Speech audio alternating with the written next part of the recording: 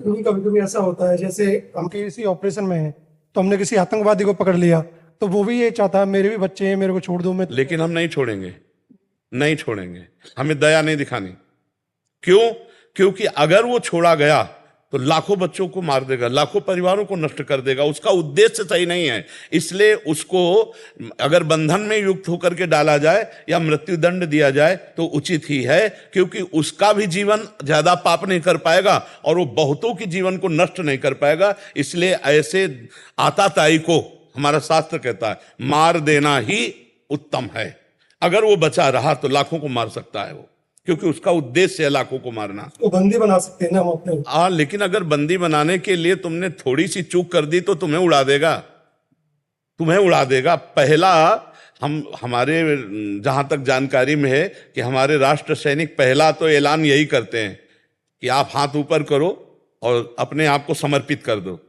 फिर अगर वो गोली चला दी तो फिर उसके इंतजार करने की जरूरत नहीं है। उसको जो हमारे राष्ट्रीय सुरक्षा यंत्र है उनके द्वारा फिर उसकी मृत्यु ही सेवा है। उसमें दया नहीं रखनी चाहिए, शत्रु पर दया नहीं रखनी चाहिए। जैसे भगवान के स्वरूप होते हैं गुरु, लेकिन द्रोणाचार्य जी विपक्ष में हैं, तो युधिष्ठिर से बुलवाया अश्वत्थामा हतो, मारा गया अश्वत्थामा, मार दिया हाथी। बोले तुम बोलो अश्वत्थामा हतो। अब वो जो ही उद्विग्न हुए, एक तो अश्वत्थामा का प्रेम कि अश्वत्थामा मारा गया, भाई इतने में दौड़ के धृष्टद्युम्न ने जाके गला उड़ा दिया। जब विपक्ष है सामने तो खेल है, प्रभु दुश्मन के रूप में आए हो, हम तुम्हें चांस नहीं देंगे। अगर हमारी एक बात पर तुम सरेंडर हो जाते हो तब तो कोशिश करेंगे, सब फेंक दो अस्त्र शस्त्र, ऊपर के कपड़े उतार करके। बिल्कुल हमको पता चलना चाहिए कि आप शरणागत हो, और अगर जरा भी चूक की तो खोपड़ी उड़ जाएगी, और यही आपके लिए उचित है। नहीं आपकी खोपड़ी उड़ा देगा वो तो उड़ाने ही आया है। आताताई का वध करना उचित है, शास्त्र ऐसा आदेश करते हैं। आताताई उसे कहते हैं जो सोते हुए पुरुषों को, बिना अपराध किए हुए पुरुषों को, अब रेलवे स्टेशन पे खड़े गोली चला रहे, कौन तुम्हारा वहां दुश्मन है? अब उनकी मान्यता है, तो हमारी मान्यता तुम्हारी मान्यता को नष्ट करने में समर्थ है, ऐसा नहीं है। हमारे शासन विभाग, हमारी भारतीय जो सैन्य बल शक्ति है वो समर्थ है। दया कभी कभी, बहुत ध्यान देना है, दया कभी कभी अपने ऊपर हावी हो जाती है। कई राजाओं ने, जब शत्रु पक्ष के राजाओं ने घुटने टेक दिए तो उनको छोड़ दिया, और जे भी छोड़ा तो ऐसे सैन्य बल से आंखें निकलवा ली, गले काट दिए, बंदी बनाकर। वो दुर्दशा की उन्हीं की जिन्होंने क्षमा कर दिया था, जिन्होंने। तो शत्रु पक्ष को या तो बंदी बना करके रखा जाए अगर अवसर मिले, नहीं तो फिर उनकी मृत्यु से पवित्रता हो जाएगी, मृत्यु दंड से पवित्रता हो जाएगी। जैसे अपने भी देश में है, अब भारी अपराध, अक्षम्य अपराध किया तो फांसी की सजा दी जाती कि नहीं? तो फिर क्यों दी जाती है? जज वो इसीलिए देता है। अभी किसी अपराधी से वो ऐसा अपराध बन गया कि 5 और 6 वर्ष की बच्ची से गलत करके ऊपर छत से फेंक दिया, मार दिया। और जब जज के सामने गया तो उन्होंने कहा, अनुज बधू भगनी सुत नारी, 67 ये कन्या समचारी, इन्हीं कुदृष्टि बिलोके जोई, ताई बधे कुछ पाप न होई, इसको फांसी की सजा दो। और उसे पूछा कि उचित है ना? तो उसने कहा जी। तो कहा हाँ, ये चौपाई गा करके, अनुज बधू भगनी सुत नारी, 67 ये कन्या समचारी, इन्हीं कुदृष्टि बिलोके जोई, ताई बधे कुछ पाप, फांसी की सजा दे दी। तो थोड़ा विधान करना है हमें। दयालु भाव, हम सब पे भगवत भाव रखते हैं, लेकिन हे भगवान, यदि आप आतंक रूप धारण करके आओगे, आप अपराधी रूप धारण करके आओगे, तो दंड विधान रूपी पूजा आपकी हम करेंगे। आप सौम्य रूप रख के आओगे तो हाथ जोड़ लेंगे।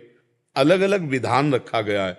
नहीं तो देखो, भगवान सर्व सामर्थ्यशाली होते हुए एक हाथ में लीला कमल है तो दूसरे में सुदर्शन चक्र है। तापस वेश विशेष उदासी, 14 वर्ष राम वनवासी, शरीर के वस्त्र बदल दिए, पादुका नहीं पहनी, लेकिन सारंग धनुष और अक्षय तूणीर साथ ही रखा है। क्योंकि कुछ कृपा से मानेंगे, प्यार से, तो कुछ वार से मानेंगे। नहीं, अब जरूरी है। शस्त्र और शास्त्र दोनों के द्वारा समाज को कंट्रोल में रखा जाता है। शास्त्र के ज्ञान के द्वारा, और जो शास्त्र ज्ञान की मर्यादा का उल्लंघन करे उसे शस्त्र के द्वारा। देखो भगवान परशुराम जी तपस्या कर रहे हैं, लेकिन फरसा पासे में गड़ा रहता है, हाथे में फरसा रहता है। तो ये हमारे संस्कृति है। भगवान अगर हमारे प्रकट होते हैं, अगर वो मुरली मनोहर है तो सुदर्शन चक्रधारी भी है, आप ये भी ध्यान रखो। तो ऐसे ही आप एक भक्त भी हो तो आप एक राष्ट्र सैनिक हो। जरूरत पड़ने पर हमारा गला उतर जाए तो कोई बात नहीं, और जरूरत पड़ने पर हम सामने वाले शत्रु का गला उतारे तो हमें कोई फर्क नहीं पड़ेगा। ये हिम्मत बिल्कुल रखनी है।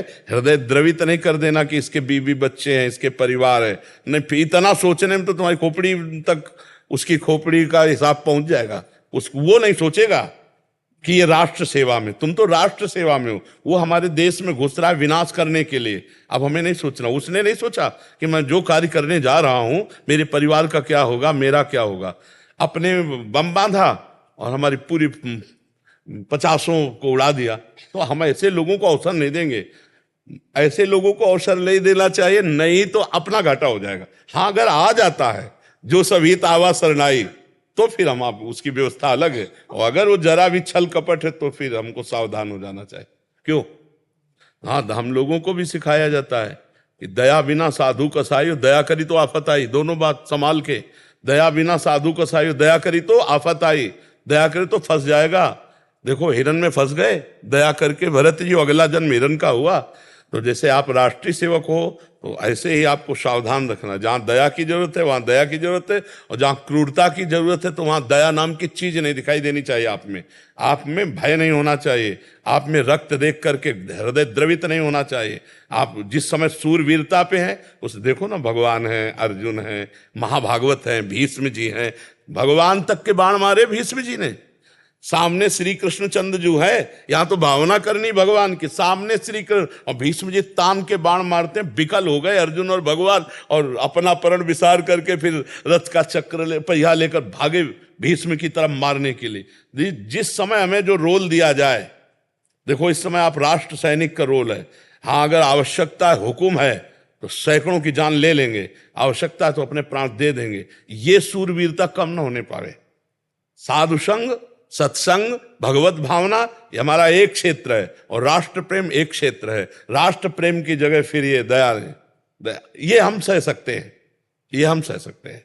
हमें जूते से कोई मार रहा, थप्पड़ से मार रहा है, तो हम ठाकुर को याद करेंगे और समझेंगे कि आपका विधान, लेकिन आपका नहीं। आप कोई साधु भेष में नहीं हो। इसमें बिल्कुल दया नहीं चाहिए, बिल्कुल हृदय पक्का। यही भक्ति है, इसी को समझना है। यही पक्की भक्ति है। ये नहीं कि अरे हिंसा कैसे, भगवान करवा रहे हैं ना, मार अर्जुन। अर्जुन कह रहे सन्यास लेंगे और भिक्षा का अन्न पाएंगे लेकिन युद्ध नहीं करेंगे, और भगवान कह रहे नहीं, इस समय तुम्हें प्राप्त धर्म युद्ध, तो इस समय तुम्हें गर्दन काटनी। बोले किन की काटे? जिन्होंने अंगुली पकड़ के चलाना सिखाया, भीष्म जी, द्रोणाचार्य जी, उन्हीं की कटवाई। सर सैया पर अर्जुन ने ही भीष्म जी को गिराया है, और भीष्म जी अंगुली पकड़ के चलाना सिखाए थे अर्जुन। जब हमारा पक्ष और विपक्ष, धर्म और अधर्म की बात आवे, फिर हमारे अंदर दया नहीं, फिर उस समय नहीं। समझ पा रहे आप?